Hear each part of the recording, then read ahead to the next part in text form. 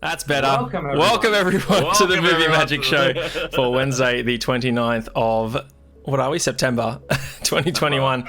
I'm one of your hosts, Shane Bailey, joined by my wickedly talented cast. To my right, he loves his VR and shaking his hips like Shakira. Please welcome the era of Jason Mira.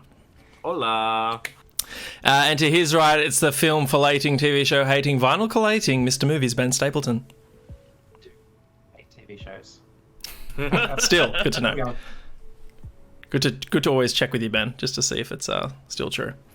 I don't collate much vinyl anymore. Well, what do you collate, Ben? Because I'll update the intro for you. I'll think about it and get back to you. All right. I just ordered some vinyl yesterday. You keep cutting out a bit, Jace. I know what's going on there. Do this. There we go. I got my face. I'll just do that. Anyway, while Ben thinks of a new intro for himself, for those tuning in, this is the Movie Magic Show. Every Wednesday, 8:30 p.m. Australian Eastern Standard Time, we chocoheads get together to love, like, bash, and trash the latest the entertainment world has to offer. If you like that, you can check out all our past episodes on my YouTube channel. Just search Magic Casts, one word, on YouTube. Follow us on Twitter as well, at Movie Magic Show. We'll notify you when we're going live and what topics we're going to be discussing. Speaking of topics we're going to be discussing, as you can see in the title, this week we will be reviewing 2009's 500 Days of Summer and last year's The Father, starring Sir Anthony Hopkins, the greatest actor to ever walk the earth. Before we get to those topics, so we need to set up our end games. These are games we like to play at the end of the show. You can partake in chat. First among them is our movie quotes. We're going to give you 2 film quotes. You need to guess which films they're from. I'm going to go to Mr. Movies Ben Stapleton for quote number 1. I swear I think I've done this one before, but here we go. What I want out of each and every one of you is a hard target search of every gas station, residence, warehouse, farmhouse, hen house, outhouse, and doghouse in that area. Checkpoints go up at 15 miles. I do know this. Nice. Is it modern? Like later than 2010? No. Okay, I don't have it. It doesn't sound familiar. I thought it was Gone Girl for a second. Interesting. And that's your first quote, guys. Your second quote, courtesy of yours truly. What are you looking at? Dirty old men need love too. Dirty old men need love too. What are you looking at? Dirty old men need love too.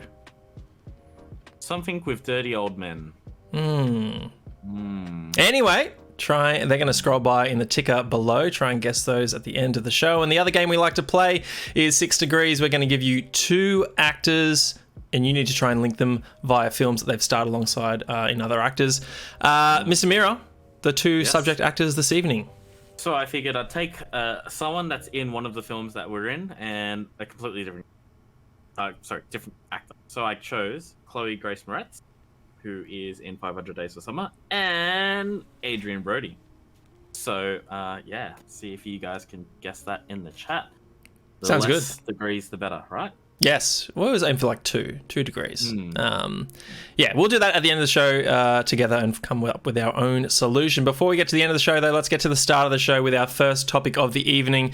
That is 500 Days of Summer. It is a romantic dramedy, 2009, directed by Mark Webb and written by Scott Neustadter and Michael H. Weber. It stars Zooey Deschanel, Joseph Gordon-Levitt, Jeffrey Arend, Chloe Grace Moretz, as Jason noted, Matthew Gray Glover, and Clark Gregg, who we all know as Agent Coulson from the MCU. Like I said, it came out in 2009, did really, really well, 7.7 on IMDb, a Metascore of 76. And Rotten Tomatoes, gents, what do you reckon? I'm guessing Somewhere now. around the 60s. Yeah, 60s, 70s is where I'm thinking right now. 85% certified Ooh, fresh. damn. Critics like this one as well. Anyway, yeah, I thought I'd throw this up there as a film to revisit. I had intentions today to watch it with Will because it was on Will's pile of shame, but unfortunately our plans fell through. But that's all right. We're still going to chat about it anyway. So I haven't watched it recently, but safe to say I've seen this film at least a dozen times. It ranks probably... Yeah, it ranks in my top 10 favourite films of all time. So Wow. yeah, I think at least a dozen. Wow. Yeah. Wow. All time. What's that, sorry? 2009. Right, sounds like once a year since it's come out. Yeah, I've got it. It's like, if any of the viewers know me, I'm a bit of a minimalist. I don't own a lot of physical things, or like things that I don't need or don't bring me joy. But what do bring me joy are some of my like top 20, 30 odd favorite films. And 500 Days is one of those films, and I have it on Blu-ray, even though it's readily available to watch right now on Disney Plus. So highly encourage you to go watch it if you haven't done so already. Fun fact, this was I think this was the first film that I ever watched at the cinemas, not knowing what it was about going into it. I had no idea. I remember my friend Kristen messaged me and said, hey, do you want to come to the movies with our other friend Alexis and I? We're watching this movie. It's called 500 Days of Summer. Do you want to come along? I was like, yeah, sure, I'm not doing anything. And yeah, that was back in 2009. I would have been 19 years old. I don't think it left a massive impression on me then, but revisiting it as a young adult, a lot of themes in this one that just still to this day ring true, particularly as a silly romantic. That's probably what I'd describe myself. But Mira, I'm keen to get your thoughts on 500 Days of Summer. Like, how do you, when you think of this film, what feelings come to mind? When I think about this film, I think about when I was 19, and 19-year-old me was in love and had his heart broken. Oh no! Yeah. So this film came out just after she broke my heart, and it brings back a lot of memories. Both good and bad. Every memory is a good memory. You learn and build from it. So for this occasion, watching 500 Days. Okay, sorry. To answer your question, it's interesting. Like when I watched it back then, like when I first watched it, I was like, oh my god, this film is really great. I really loved it, whatnot. And I was just on the highs about this film because I was like, it gets my tragedy. It's like my this is a movie about me. This is me. Yeah. It's like when I watched the OC on TV when I was in high school. It's like, oh, this is me. Which one was you? Obviously Summer. Ryan Atwood. Okay. Yeah. Watching it again and again as I get older and looking like with the memory of what it was back then, and with the power of hindsight now, and with a bit more maturity and experience under my belt, just as you naturally get as you age. It's like it's interesting to look back at how both Summer and Tom, yes, thank you, handled all of the situation. Because like, I don't know, I guess like when I was younger, it's like, oh, Summer, like she just doesn't get it. She just doesn't get love, and she like goes around and she just falls in love and gets married and all this. But like now watching it as an adult, I'm like, you know what? They have like really good arguments. Like one of the most important things that I think of in a relationship is communication, right? And at the start of this film, for those of you who don't know, like Summer does not want a relationship. She's a very happy-go-lucky person, and Tom is like the heart-wrenched, like watches romantic comedies and listens to like hopeless romantic. That kind of guy. And so like she says out to him like, I don't want a relationship, outright. Like at the start of the film, she says, I don't want a relationship, and he's like, okay, but in the back of his mind, he's like, I hope this changes, as we're doing what we're doing now, but like, and I think, the whole... Where's the communication? The part of communication is listening and believing what you're told is true. Yeah, exactly. So like, I think watching them go through the turmoil and tribulations that they go through is just really interesting to watch as an adult. So I highly recommend, if you haven't watched this film in a long time, go back and watch it. There's a really good quote at the end of it. Spoilers for a movie that came out more than 10 years ago. 12 years ago now, yeah. They're sitting on the bench in the park, and she says to him, Tom says to Summer, you just do what you want, don't you? And she says, yeah. Like, cause like, why wouldn't you want to do what you want? Like, why would you want to spend this whole time doing what other people want? You know, she wants to do what she wants to do. Or the worst at all is doing what nobody particularly cares to do. Like, just wasting your time doing what nobody wants. And like, look, they both did good things and bad things, subjectively and objectively. Like, you know, she kind of did lead him on a little bit, and he kind of like put her in a few situations where she really wouldn't have wanted to be in as well, you know. And like their big fight that they have halfway through the film, where they're both looking at the phone, hoping that one person's going to call, and Summer, trudges through the rain and appears at his doorstep in the middle of the night. That would have been like a really good opportunity to talk. But instead, what they do is they just go back into the whole cycle of just having sex and just ignoring just ignoring it. You know what I mean? So it's just watching this as an adult again, revisiting it. It was really interesting. And like when you put it in the docs, like we're gonna watch 500 Days of Summer, I went, I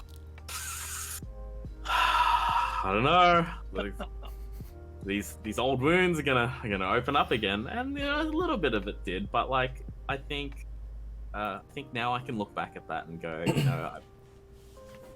I've learned from my experience and moving on, and it's good to look back. So one of my, like you talk about like old wounds and that sort of thing. One of the most recent watches I had was with a couple of young guy friends from Camp Magic, and they hadn't seen the film before. This was when I was living back at Drummoyne with Chambo, and they came over and was like, "Oh, you guys haven't seen 500 Days of Summer? Okay, we're watching 500 Days of Summer." And I throw it on, and they're like changed men by the end of the film. They're just like, "Fuck, Shane, why do we have to watch that?" No joke. One of them confessed his love for this girl like that afternoon. Yeah. Wow. What happened? Sad to say, it didn't go well. Oh. But hey, yeah, dude, you shot your shot. Shot your shot. That's it. Yeah. No regrets. That never goes well. I mean, like, you sit there and you build up courage all day, and then you dump something on someone who now has to have courage in 5 seconds. Yeah. It's never going to happen. Yeah. It's not going to happen. Anyway, Ben, when you think of 500 Days of Summer, what springs to mind for you? I've seen it once. I remember it's jumping all over the place. Like, now we're going to go back to day 84, and now we're going to head to day 500 or whatever, where it ends or something. I can't remember the catalyst for why we're bouncing around the plot so much. Can one of you guys remind me? Well, it's just, the whole conceit of the film is tracking 500 days of a relationship with Summer, hence the title of the film. So, day one is them meeting. She's started at Tom's, the company where Tom works, and it's a company that writes greeting cards, like a Hallmark sort of type of company. And then the 500th day is the conclusion of their relationship, if you want to call it that. And then obviously it's peaks and troughs throughout those 500 days, and the story is, I suppose, is told non-linearly, and to your point, jumping around.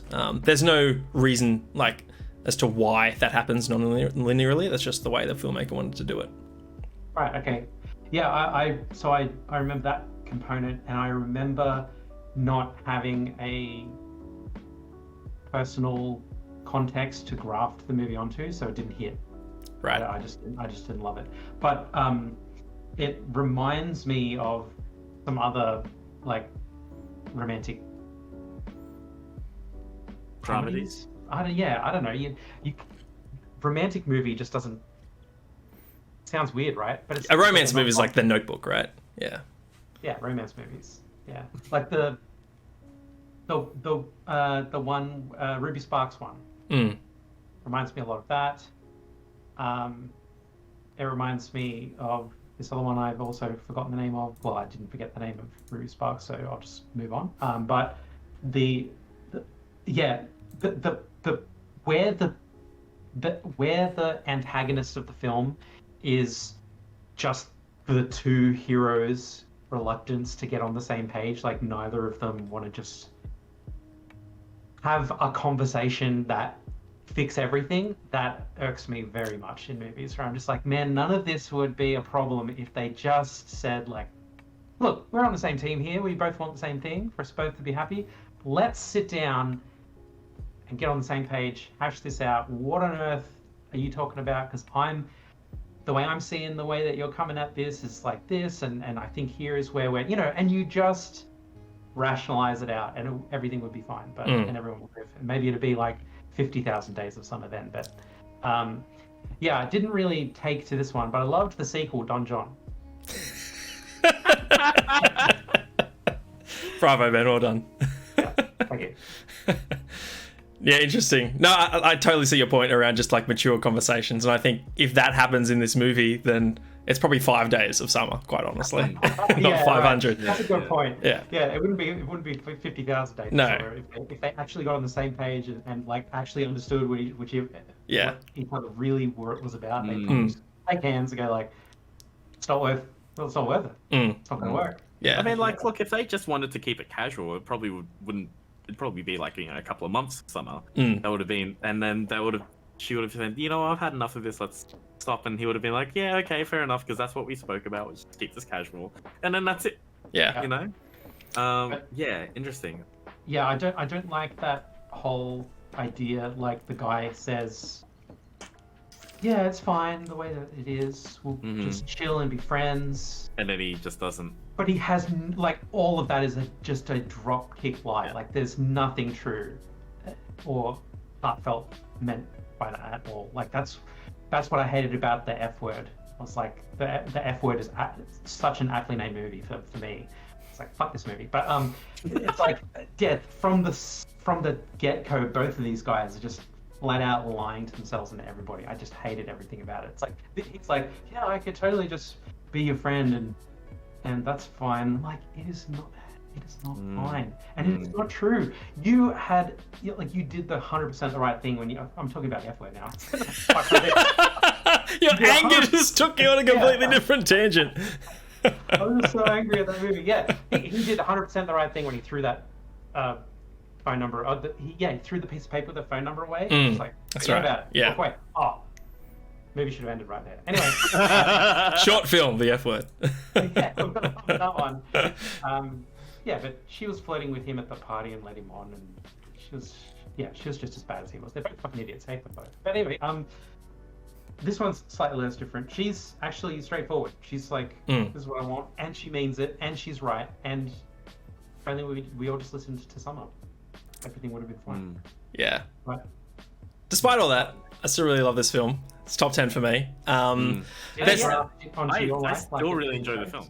Yeah, there's still like to your point, but like these characters are, deliberately written like people who can't have that mature conversation. I think that's what's real about it as well. Like, that's just me, kind of expanding on this idea that I didn't have that thing, that breakup where this movie is me and all that kind of thing. So that was just because it's I didn't have one of those. Yeah, there's a lot that I relate to in this movie as well. Like even before my previous relationship, just the idea of I know the way they sort of portray Tom and his infatuation with Summer. There are a lot of things that I can relate to. There's one particular one very small bit of writing that I absolutely love. And it's the work crew is going out for like Friday night or Saturday night drinks at the local pub, and Tom's initially saying, no, I'm not going to go, and then his mate's like, no, you don't understand, everyone's going to be there, and he realizes, oh, Summer's going to be there. He rocks up like an hour late or whatever, or half hour late, fashionably, and then she's there with a drink in hand. He walks into the door in the bar, and she's a bit startled by him, and she says, oh, they didn't say you were coming. And then he goes, you asked if I was coming? And then she gets distracted by something else. Like that line is so well written. That is the line, or like the thought of a guy who is always thinking about this girl, and the idea that she for a moment was thinking about him. That's beautiful. I love that bit of writing. There's some other like fantastic meta moments throughout this film as well. And one of them is one particular moment where Tom is confronting Summer, and they're in the car, and he's confronting her about what is this? Like, what is our relationship right now? And on the car radio or on their iPod or whatever, is playing this beautiful French song. And I can't tell you the name of it. Hey, Matt, how you going, man? Thanks for joining us. Hey, Matt. I can't tell you the name of it, but it's on the soundtrack. It's a beautiful French song. Bruno. Thank you. Yeah. And I listen to that soundtrack all the time. It's a great one. It's a great soundtrack. Yeah. Anyway, and so that's playing in the background, and she's like, Summer, like, I need to ask you a question. Like, what are we? Like, what's going on? Like, what are we? Like, what's our relationship? And she's like, I don't know. Like, does it matter? Like, we're just having a great time. Do we have to put a label on it? Like, I'm not sure. He's like, can't we just like keep doing what we're doing? And in that moment, like, I remember this was like on my 8th or 9th rewatch. I was thinking, oh yeah, that's cool. Like, they don't quite exactly know what's going on, or they don't understand it, but they know that they enjoy what's happening. And in my head, I'm like, oh my God, like this beautiful French song that's happening to me right now. The song sounds amazing and I'm enjoying it. I can't tell you what it's about. And I just made that connection in my head. I was like, holy shit. Blew my mind. Really good. And also, like, just the idea, like, this, in the same way that Summer sets up that expectation and telegraphs her intention to Tom at the very beginning of their relationship, saying, hey, I don't want anything serious. I want to take it slow. Is that okay with you?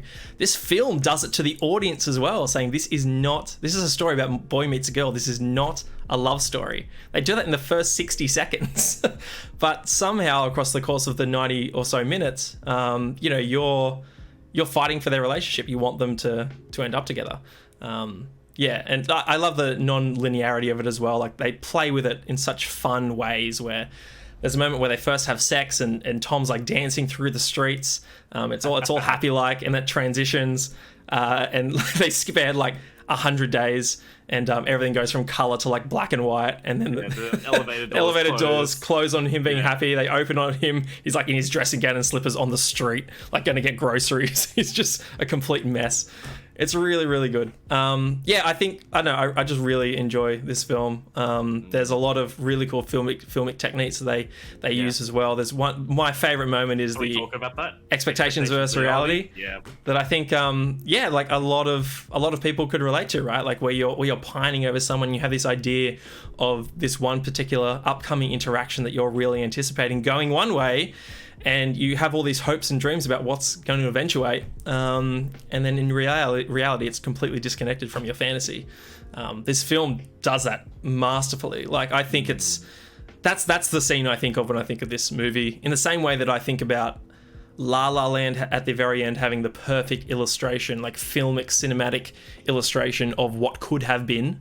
This is the perfect illustration of expectations versus reality. I really think it is a masterful moment that I don't imagine forgetting anytime soon. So yeah, one of the many reasons this sits as a top 10 for me. But like all the actors in this are great. Like, it feels real. It feels like these small interactions they have, like all the little fun relationship development stuff that happens where they're pretending to be a couple in IKEA, or they're in the park and he's drawing on her arm, and they're just like sort of adoring all the architecture. I think in Chicago is where this one's set. I can't rave enough about this film. I just really, really enjoy it. It just hits in so many ways. Yeah, I think there's Chloe Grace Moretz play. Much younger sister to Tom. Yeah. Right. Okay. Cool. And she's sort of the reality check as well, where Tom goes. She's like 12 years old, if that. But she's written like an 18, 21-year-old. Yeah. And Tom goes through, it's like, oh, I'm just not sure what to do about Summer. Like, do I ask her out? This, that, and the other. And she's like, Tom, it's really easy. Just don't be a pussy. It's like, whoa. Coming out of this 11-year-old girl's mouth. I'm not sure I can say much more about it. Jace, Ben, anything else?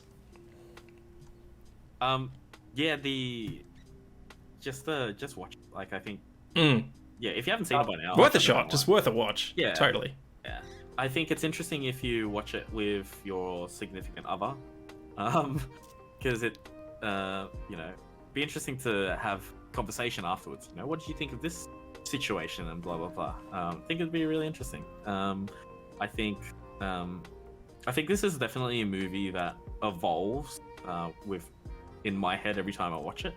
Because now that I've seen it again for the first time in so long, like my thought of this film has now evolved. So like Tom did so many stupid selfish things, but then again Summer was a little bit like led him on a little bit more as well, and blah blah blah. And then how come he didn't realize the how come he didn't notice the ring on her finger as soon as like he walked into the party and that kind of stuff. Like, it's just it's interesting stuff. Like awesome soundtrack. Definitely beautiful music for this one. Uh, Cool.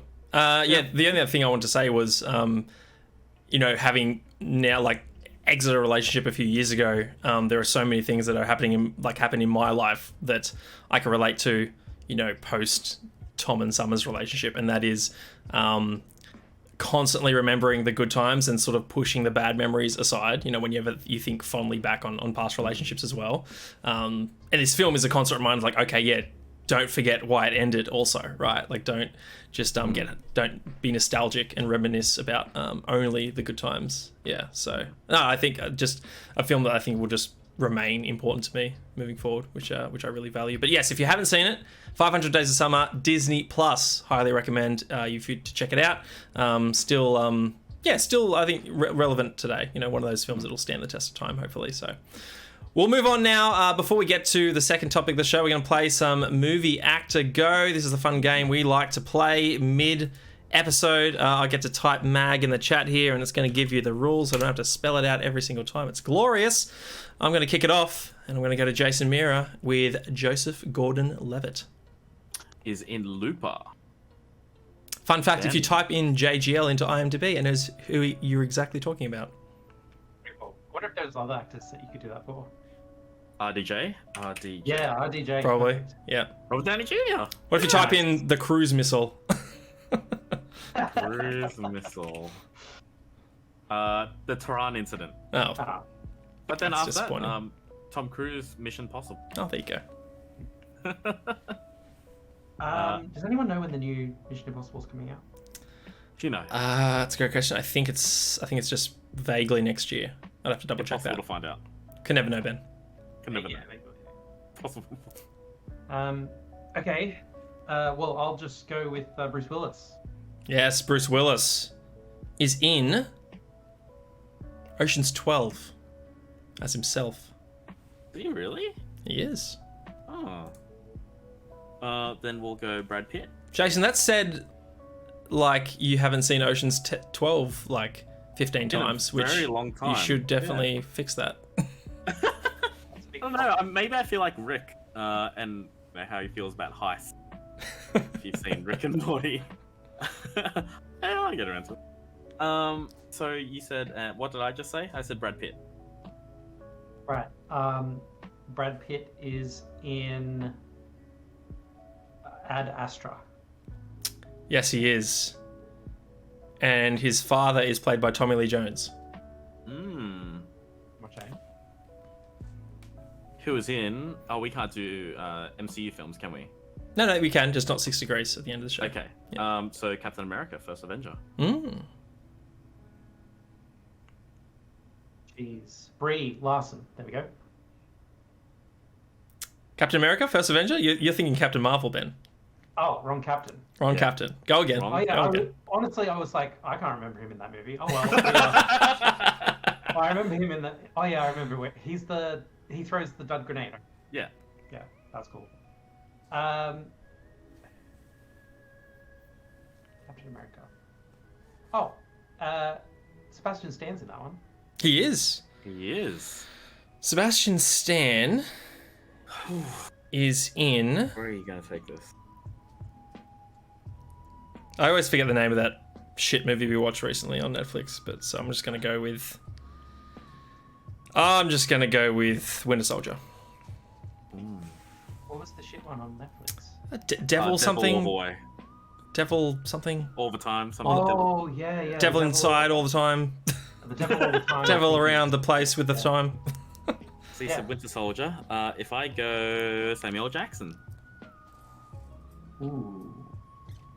Remember, Ben, you got really angry about the trailer because obviously you're led to believe in the film that old mate, what's his character's name? Which trailer? Winter Soldier trailer. Samuel yeah, Jackson, Nick Fury gets shot. Yeah. You're led to believe that he's dead.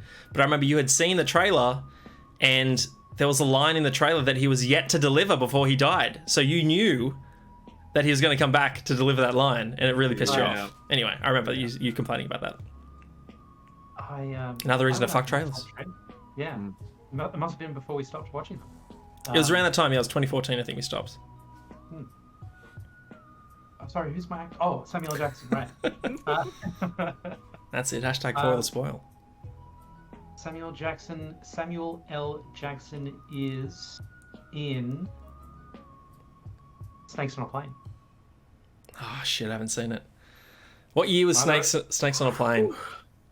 I don't know, like must have been like 2015 or something. Yeah, it was around. Okay. Should I look it up? Surely there was like some notable actress as an air hostess. Who was around that time?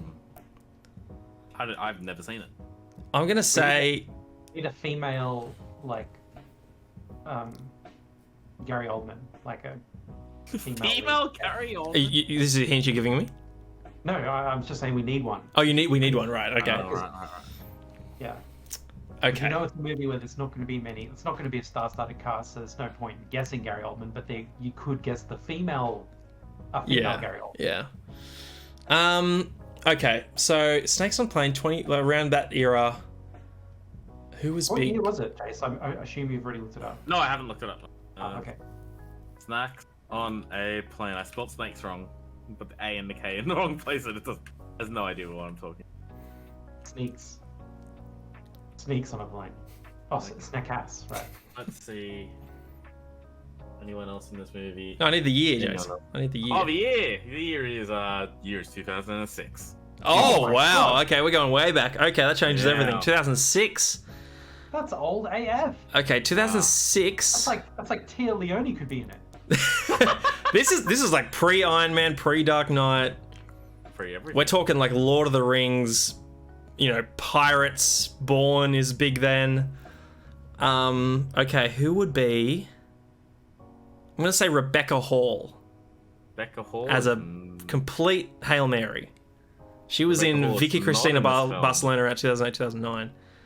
Oh god, who was the female, the femme fatale, or the Juliana damsel in distress? Juliana, Oh great. I think. And there's I'm also out. Rachel Blanchard is in there. I don't know who that is. Big X for me. Ben, you eliminated me. Movie actor go. So did Jason. Third best actor in the world, Anthony Hopkins. Hopkins is in. I would concede maybe. Oh, you know what? He's not the best actor, but he's best currently working actor. Because Daniel Day-Lewis is retired. World's fastest Indian. Wait, is Daniel Day-Lewis not acting anymore?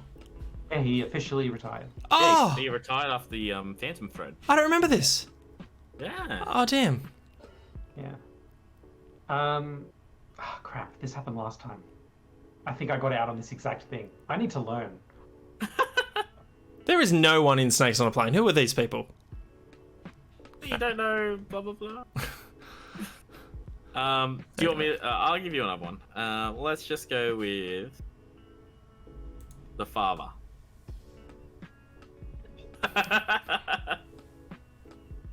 All right. Okay.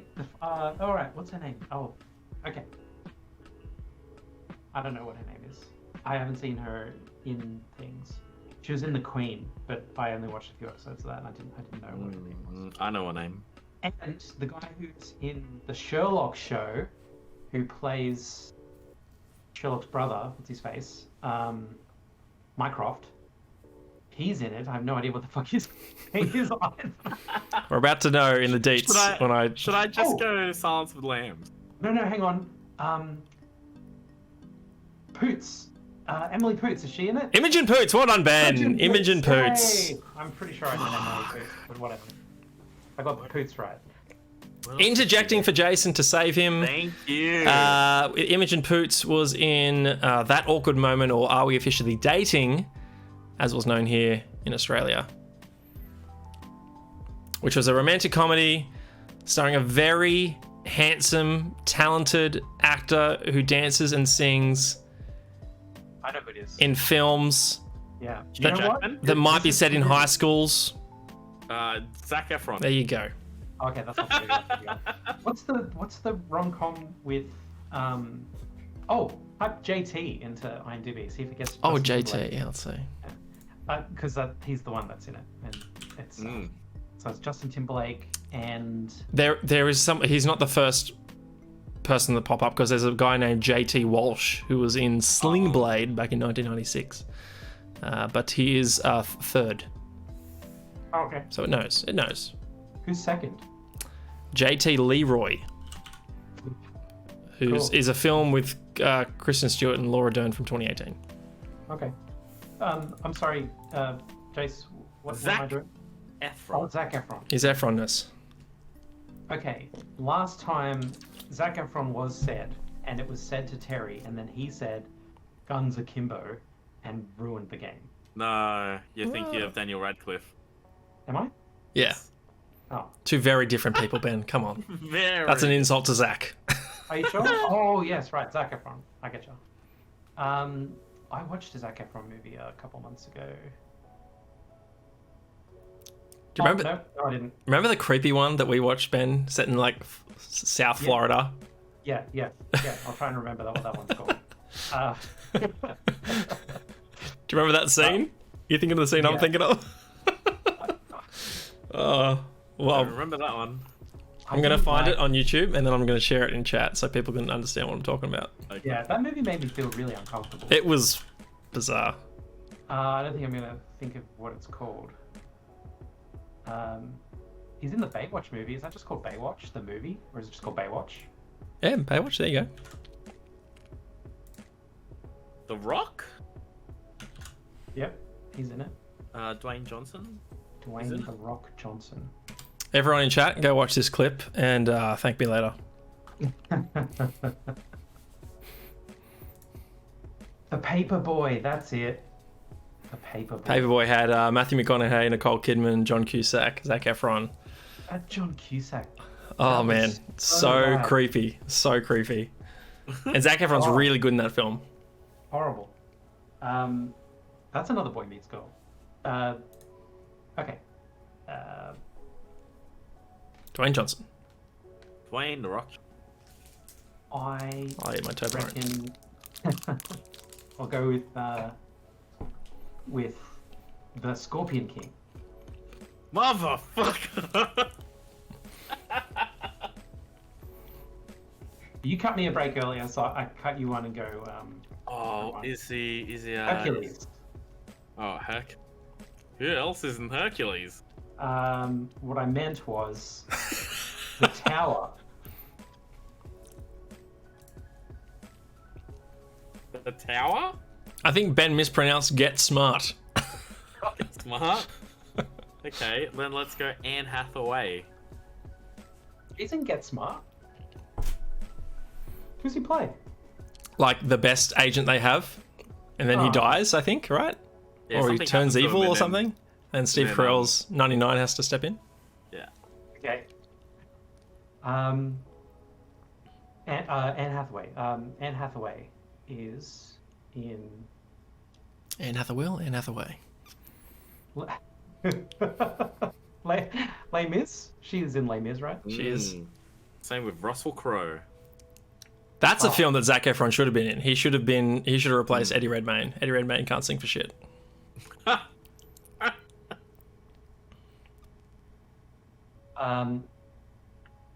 Can Zac Efron still sing after his voice broke? Yeah, Okay. he's a great singer. All right. Russell Crowe is in this movie called. It's a road rage movie. I watched it last year at the cinemas, and it was really bad. And it was called The Wrong. The Wrong. Go on, Ben. I'm counting you down. Damn it. All right. Master and Commander of the Far Side of the World. Fuck. Nice. Come on, Jace. We watched this on holidays. Did you fall asleep? I think you fell asleep. No, I was watching. You were watching it? Iron. All right. I was watching One Iron of the Chef. people that, he turned down the. I was the like, offer. I'm Like, good. how do you do that? It's like, hey, we've got, Scarlett Johansson asking for you. You're like, I gotta watch Iron Chef. Twiggy in chat, Eddie Redmayne sounds like a Walmart Kermit the Frog in Les Mis. I totally agree. He does not sing well. Wow. And Zac Efron would have done a much better job. Okay, well, Master and Commander. Unhinged was the movie I was trying to think of. Damn. Come on, Chase. I don't know. Take a stab, mate. Take a stab. Go down swinging. Domhnall Gleeson? Not quite. Not a good guess, though. Paul Bettany. Yes. Could have guessed Paul Bettany. Yeah. Damn. Practically his brother, his older brother. Yeah, see, I look at Master and Commander and I go, sorry. Can't do it. It's such a good movie, man. It's so good. Pretty good. It's pretty good. Anyway, that was Movie Act to Go. Yeah. We'll play that again next week.